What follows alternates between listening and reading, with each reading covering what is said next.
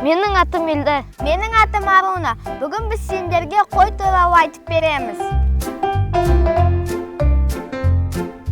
Қой басқа үй малдарына қарағанда қолға ерте үйретілген.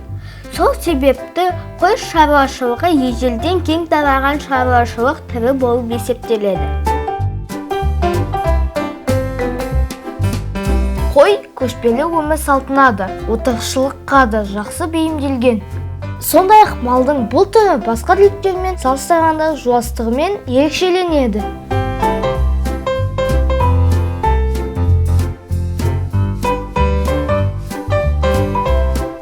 Қойды қазақ халқы ерекше бағалаған және байлықтың көзі санаған.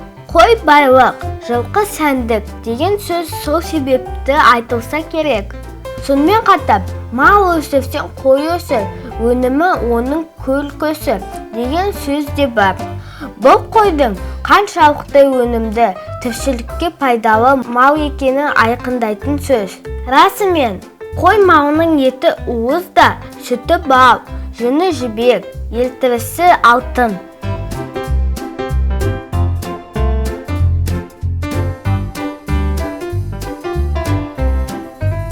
Қойдың жас төлін қозы, қошақан дейді.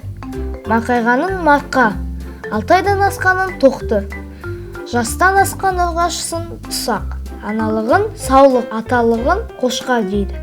Қойды пұшайт деп шақырады. Оның пірі Шопан ата.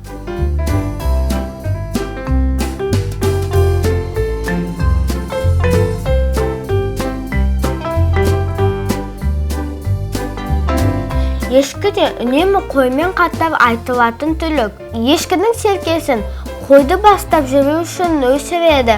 Бұған байланысты айшық мүйіз ақ серке қойды бастап, қыпша белді жігіттер тойды бастар деген сөз қалған.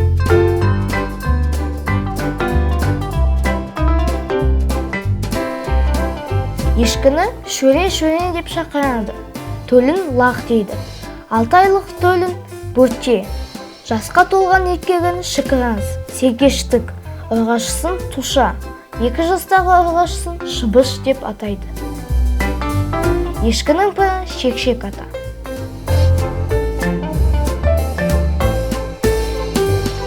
Бүгіндікке осы достар, арнамызға жазылыңдар.